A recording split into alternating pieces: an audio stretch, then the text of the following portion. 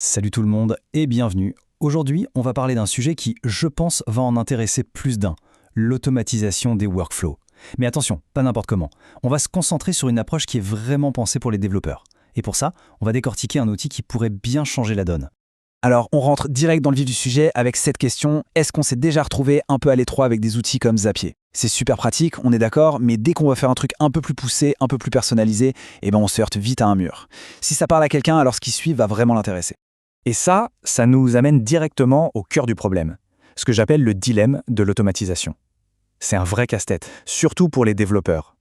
On se retrouve souvent coincé entre deux extrêmes, un compromis un peu frustrant entre la facilité d'un côté et la puissance de l'autre.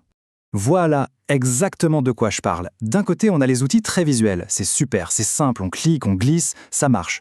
Jusqu'à ce que ça ne marche plus. Dès qu'on veut faire quelque chose qui n'est pas prévu dans la boîte, c'est fini, on est bloqué.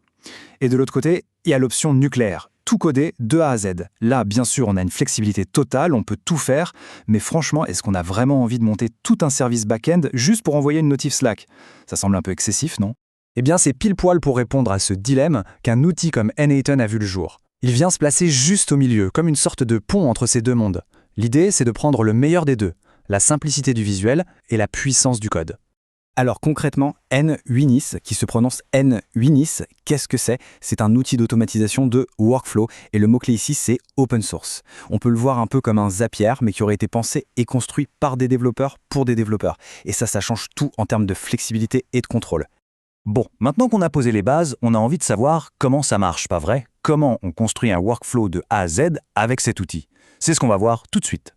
En fait, le principe est à la fois simple et super puissant. Tout repose sur une idée de workflow. Et un workflow, c'est tout simplement un enchaînement de nœuds. Chaque nœud, c'est comme une petite brique qui fait une seule chose, mais qui la fait bien. Ça peut être un déclencheur, un appel à une API, un petit bout de code pour transformer des données. Et le truc génial, c'est que les données passent d'un nœud à l'autre de façon complètement automatique.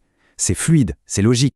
Regardez cet exemple, il est parfait pour comprendre. Imaginez un scénario très classique pour une équipe de dev. Première étape, une pull request est mergée sur GitHub. Ça, c'est notre déclencheur. Boum, le workflow démarre. Étape 2, il fait un appel à une API REST pour récupérer des infos.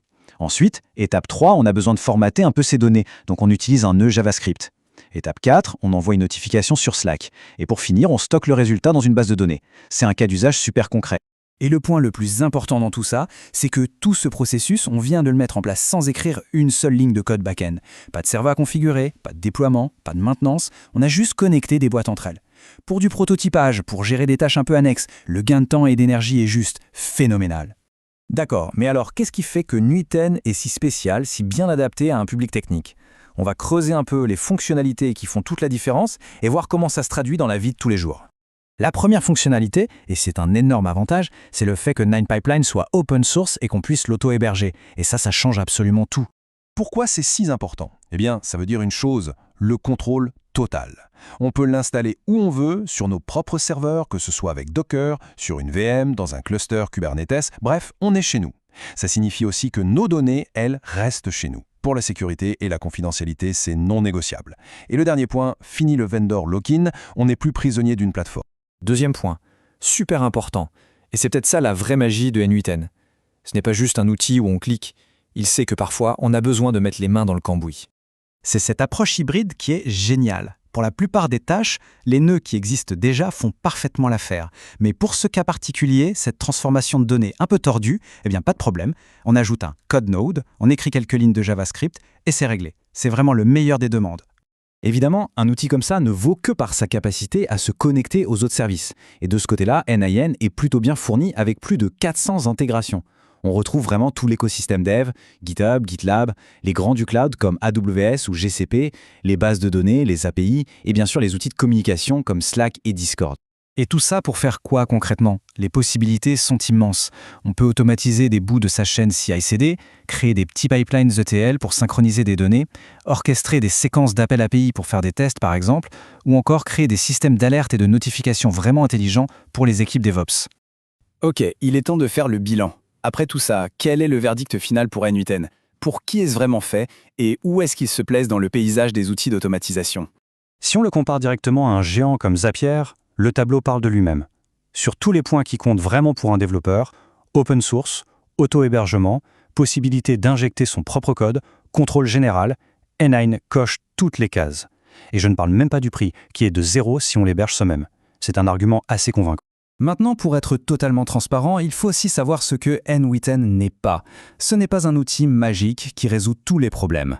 Si on a besoin de très haute performance, d'une latence extrêmement faible, ce n'est pas le bon outil. Pareil, il ne faut pas l'utiliser pour y mettre la logique métier critique de son application. Pour ce genre de besoin, rien ne remplace un service bien coudé, bien optimisé, fait sur mesure. Finalement, si on devait résumer l'esprit de NUnion en une seule phrase, ce serait celle-ci. Toute sa puissance, toute sa valeur, elle est là.